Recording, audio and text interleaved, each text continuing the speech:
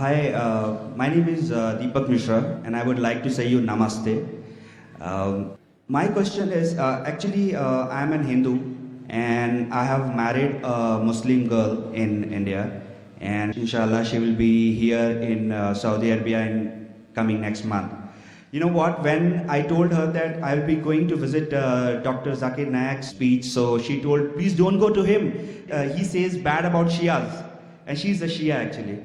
So she told no, don't go to him, and her mother-in-law also told no, please you don't go. If you go to him, he will tell you bad about Shia, and you will leave me. So that is the first doubt which I am having in my mind. And the second thing is, I have a generic question in the sense that if we say that everything is God and everything belongs to God in Hindu and Muslim religion, so why God wants everybody of us to worship Him? Why is He created us in any forms of religion? When you talk about the creation, why is He created us? Why He wants us to worship? Why He wants us to take so much of pains to worship Him? And why He doesn't ask animal or anybody else to worship Him? Why only human beings? Thanks. Brother asked two questions. Before he asked the question, he told me namaste. Brother, do you know the meaning of namaste? No. People say hi. What is the meaning of hi?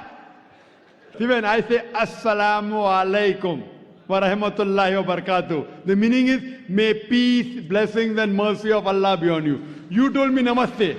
I have to reply. Correct? And if I don't reply, you'll tell me what kind of a person is he. Correct? I'm asking you what is the meaning of namaste. Now see, for me, namaste is like I am saying hi to you, I am saying assalamu alaikum to him. But yeah, For you, please forgive me. If I abuse you and I tell my abuse means you're a good person, will you believe in that? if I See, know the word. If I tell ullu, you know ullu. Ullu in Urdu, Hindi means owl. In English, owl means a wise person. But ullu in Hindi means what? Ullu means? Bewakoof. Yeah, bewakoof. So the English people will think I'm praising you, calling you a wise person. But you know I'm calling you a fool. Now I know the meaning of namaste. That's the reason I didn't reply yet. You don't know the meaning. You have told me namaste. I know the meaning, therefore I didn't reply. The meaning of namaste is, it comes from the Sanskrit word idam namame, meaning I bow down to you. Do you want to bow down to me? Absolutely.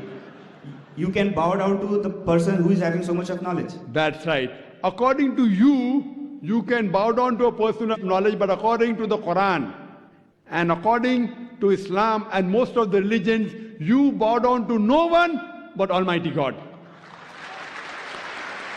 You know, there are many Hindus, after I give a talk, they come and touch my feet. You know what they say? हमने पहले बार भगवान का अवतार खुद देखा आंख से. It's the first time in my life I have met God Himself personally. Hindu telling me. So I tell you, see brother, I know you respect me, you love me, appreciate that. But bowing to anyone besides God is shirk. And even in Hinduism, you should bow down to no one but Almighty God. So I'm correcting him. He's doing out of respect, out of love. But love and respect should not go overboard. If it goes overboard, it's called as shirk. Associating partner with God. There are many Hindus who come after me and they praise me so much. They put me next to God, which I said, I am not God. You can only bow down to Almighty God. What I speak and the knowledge is a gift from God. This is a gift from God. So when you see me, you should say, MashaAllah. MashaAllah means as Allah willed. Means whatever I'm saying is because of the will of Almighty God. Otherwise, I was a stammerer. So that's the reason Namaste is against Islam. And against actually even the Hindu scriptures. Though some of the scholars say that idam namame can mean that I appreciate you, but the right meaning is I bow down to you. In Islam, assalamu alaikum, may peace be on you. You can say that anytime, anywhere. In English we say good morning. It may be raining cats and dogs, they have to say good morning.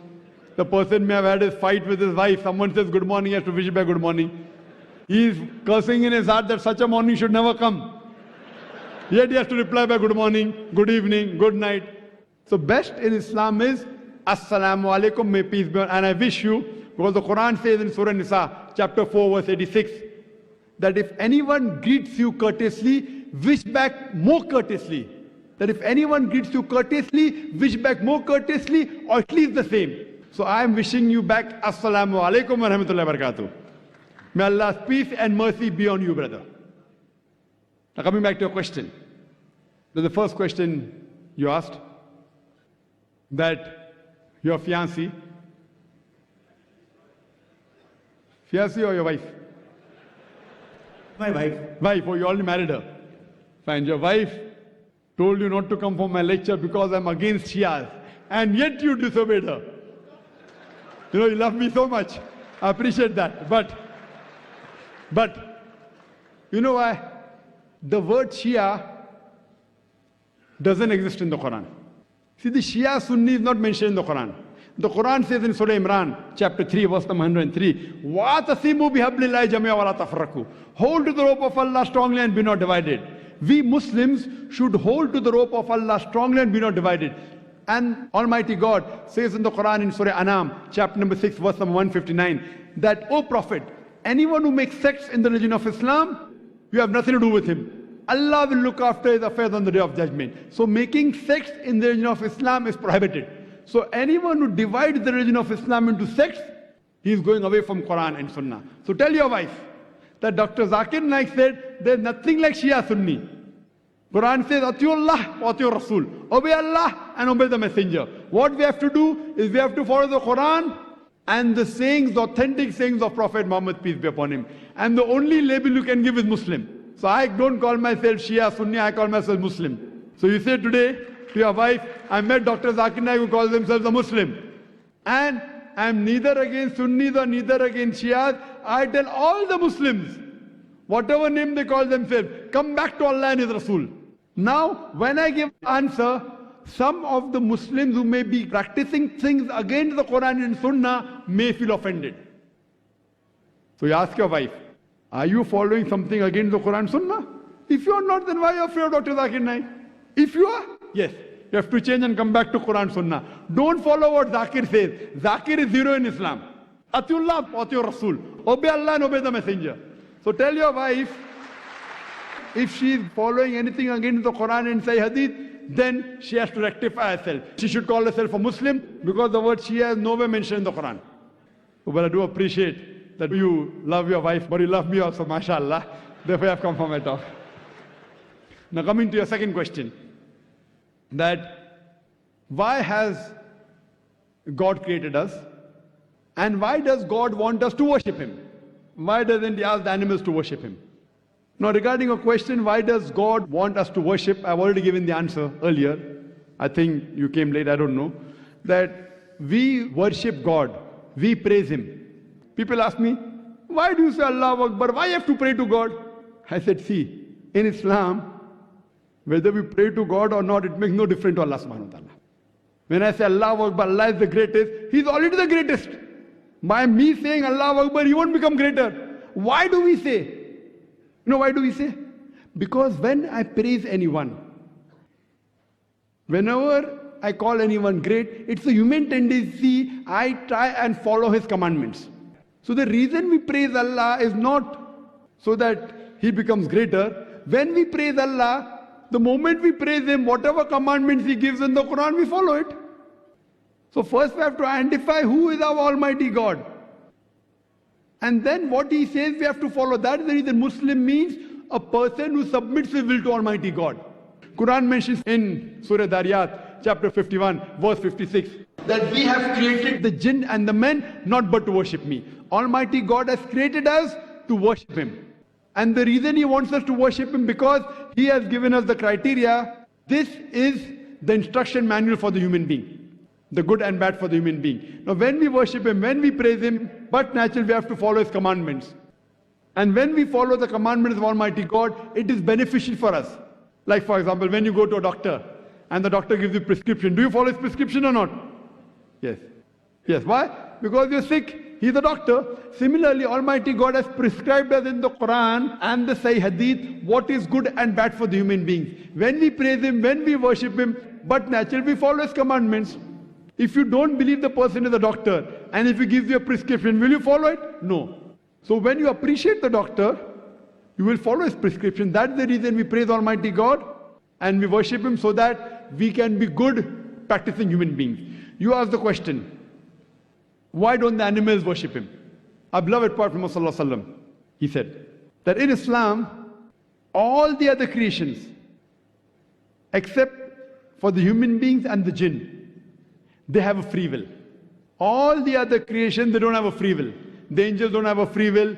The animals don't have a free will. All of them, they worship Almighty God. The animals, the trees, the mountains, all of them, they worship Almighty God. They are called as Muslims in Arabic.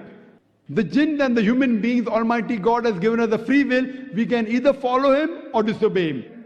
Now, Almighty God created us because it's mentioned in the Quran that the best creation of Almighty God is a human being.